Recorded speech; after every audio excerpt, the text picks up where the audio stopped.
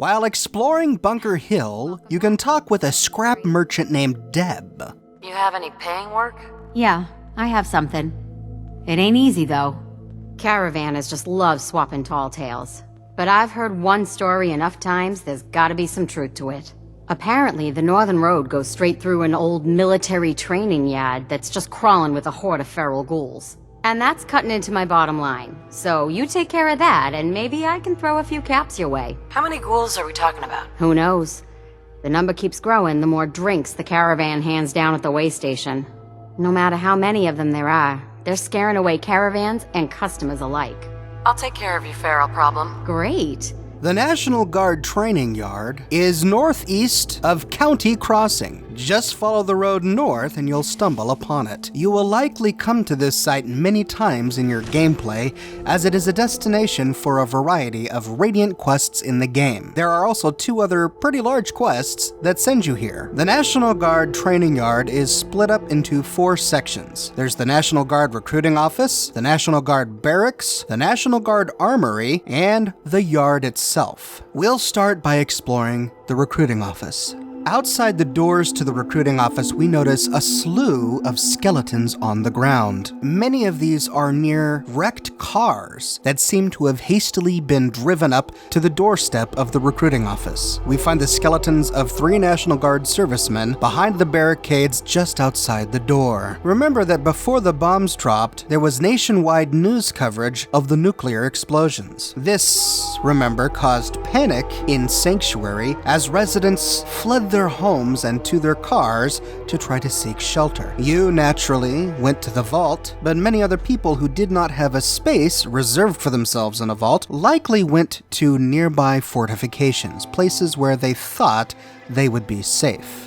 It's likely, I think, that we find so many pre-war skeletons of civilians lying on the ground outside the National Guard recruitment office, because I bet many people came here seeking shelter. I'm sad to say that it's likely that the guards, by the barricades, opened fire upon these citizens, killing them. That's why we find their corpses by their cars instead of at the door. The nuclear explosion itself then finished off the guards. Inside, we find ourselves in a lobby with a bunch of wrecked display cases. These cases were likely set out with relics from local heroes who had joined the National Guard and done great military feats. Maybe it was their helmet or a weapon that they had used. These were likely put on display to impress the civilians who came into the recruiting office seeking to sign up. Walking through to the main room, we awaken a few feral ghouls.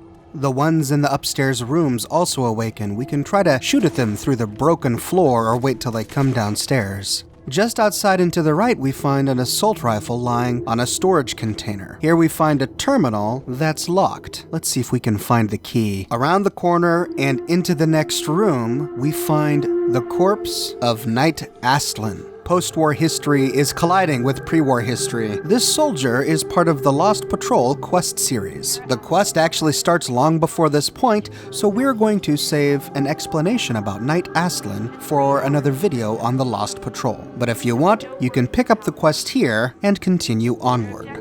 Up the stairs, we find that the main floor has crumpled. This makes it hard to navigate around these rooms. Hugging the wall, we can scoot around to the left. Here we pass the skeleton of a woman in a pink dress. This room also has a collapsed floor, and there's really nothing interesting in it than an advanced locked wall safe.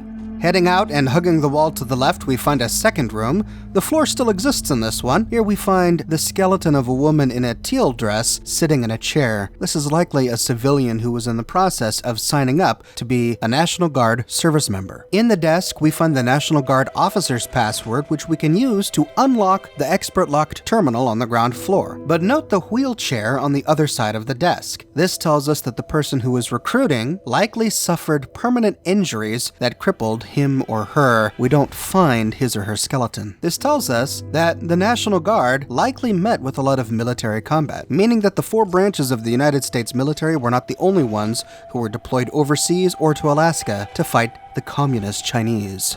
Heading out and hugging the wall to the left, we can enter another room, which likely was a recruitment room. Here on a desk instead of a computer, we find a typewriter. And in the corner, we find a sleeping bag with a cooler. This is where we find the person whom Kendra was contracted to assassinate during the Silver Shroud questline. Her name was Shelley Tiller. Shelley Tiller only appears here if the optional assassination contract that you can pick up from Kendra's body is active in your quest log. To see what happens if you kill Shelley Tiller, check out my video on the Silver Shroud quest series, which you can watch here.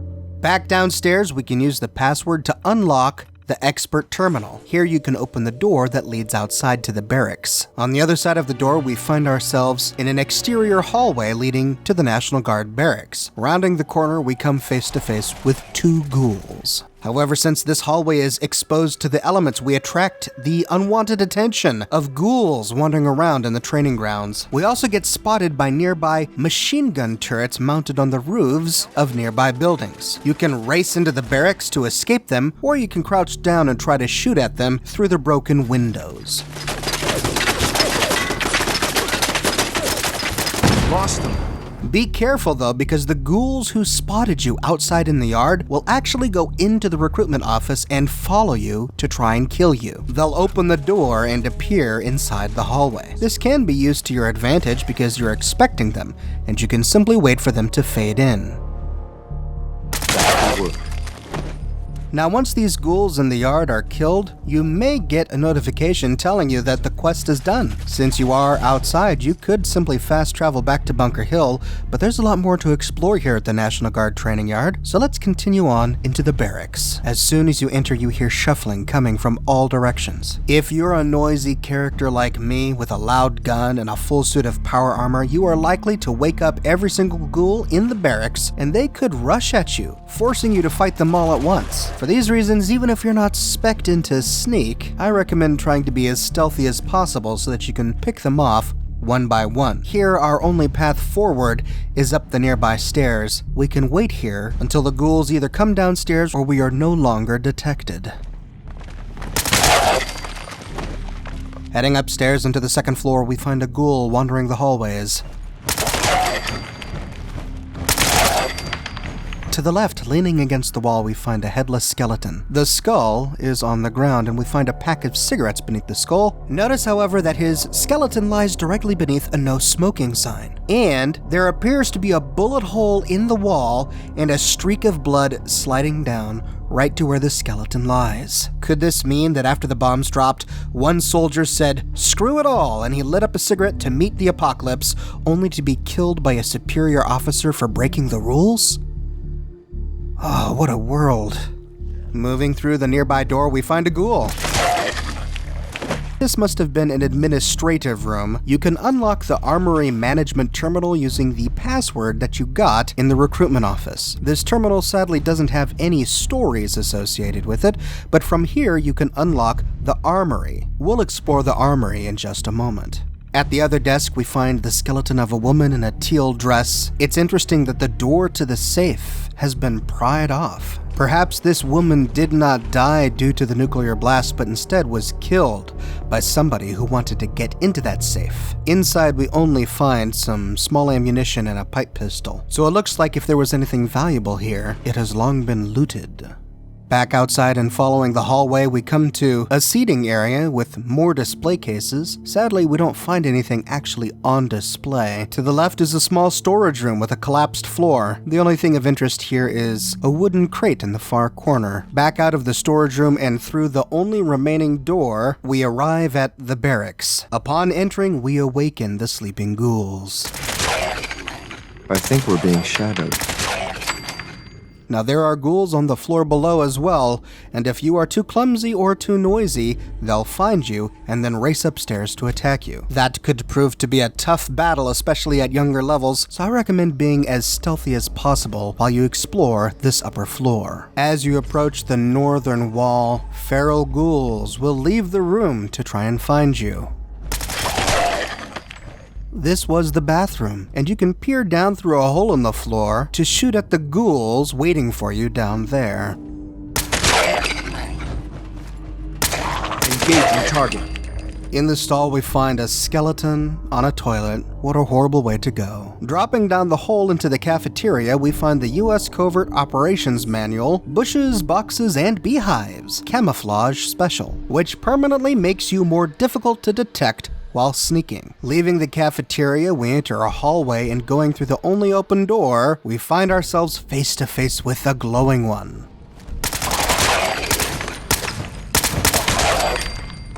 These two ghouls were in the nearby bathroom against the opposite wall, and they woke up when you first entered the room. Thankfully, we didn't attract their attention until now. The bathroom against the opposite wall is a combination bathroom/shower with toilets on the right and shower stalls on the left. We find at least one skeleton in each. Heading through the door, we can go down a hallway and exit through a door that brings us to the yard. Here we find ourselves in a cage that encloses this entrance. We have to use the nearby terminal to open it. Just outside the cage, we find two more male skeletons. This is more evidence that pre-war civilians were trying to find shelter at the National Guard training yard. These two were trying to get into the barracks, which helps us understand why the National Guard had this cage outside the door. Heading out and to the left, we find scaffolding that brings us to the roof. When we reach the top, you can find a machine gun turret that you can destroy if you haven't already.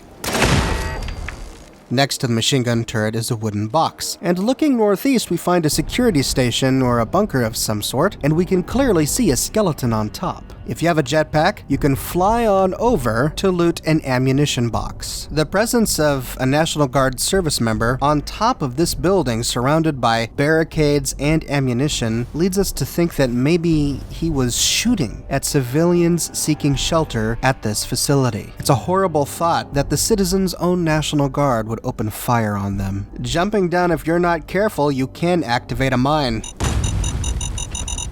Mine. Shit. Might be more around.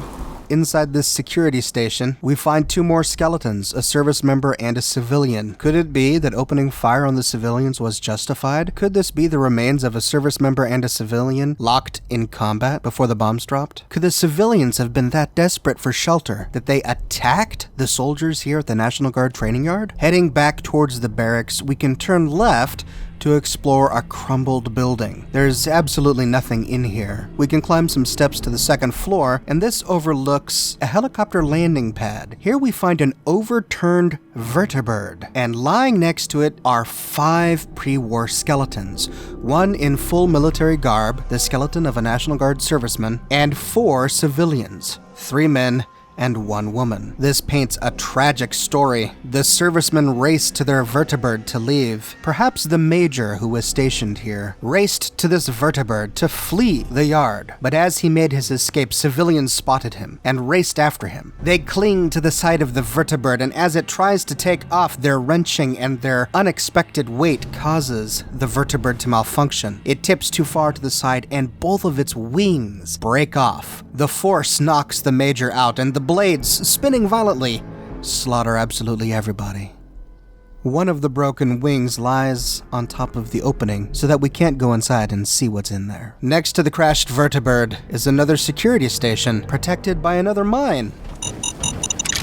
But this time we learned our lesson. Inside we only find 1 wooden crate, thankfully no skeletons, but hopping up on top of it we again find the skeleton of a service member and a duffel bag filled with ammo and weapons.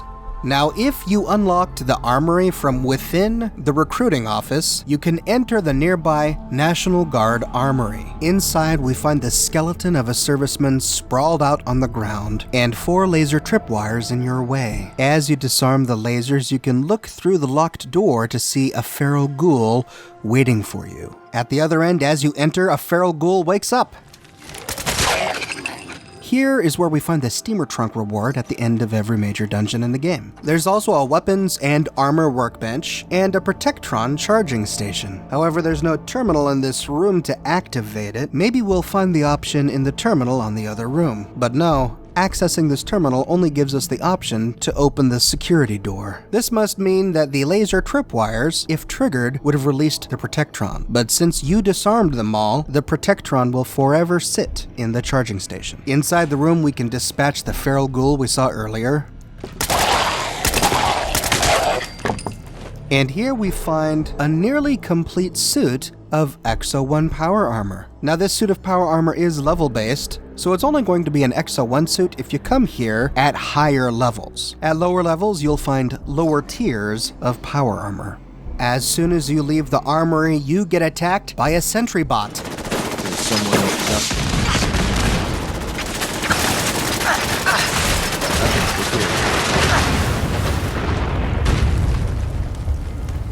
I was surprised that the sentry bot attacked me so quickly. In other gameplays when I've done this in the past, I'm usually able to sneak when I leave the armory so that he doesn't see me. Maybe I spent too long fiddling around inside the armory, giving the sentry bot plenty of time to move to the door. You can see a wire connecting the armory to the sentry bot, showing us that opening this front door is what triggered the sentry bot. We don't find anything inside the sentry bot storage room. Next to the sentry bot storage room, we find the training yard itself. We find shipping pallets erected on their ends to serve as some sort of wall for scaling. Some metal pipes on the ground. I suppose these are tunnels that the trainees would crawl through. In one of them, we find a duffel bag filled with ammunition. A whole bunch of playground monkey bars. Gotta get that aerobic exercise in. And then some tires on the ground. Directly above, we find a platform with 2 ropes. This is likely one of those challenges where the servicemen would have to shimmy along, clinging only to these 2 ropes to get from one side to the other. In the distance, we find a stack of shipping containers. As we get closer, we notice that one of them is open, and inside we find an expert-locked power armor cage. When I opened it, I found a full suit of Mark III XO1 power armor, including the helmet and fusion core. This is also level-based, so if you came at too young of a level, this will likely be a full suit of T45 or T51. But you can walk away with nearly 2 complete suits of power armor just by visiting this one location. Once done, you can head back to Deb for your reward. I cleared the training yard of Farrell's. Finally, someone that can get things done. Here's your pay. You know, Kessler's been looking for someone competent. If you're looking for more work, talk with her. Before you go, though, I was hoping you could spend some of that reward here with little old me. Let's see what you got. You may have to dig a little, but I got some choice stuff in there.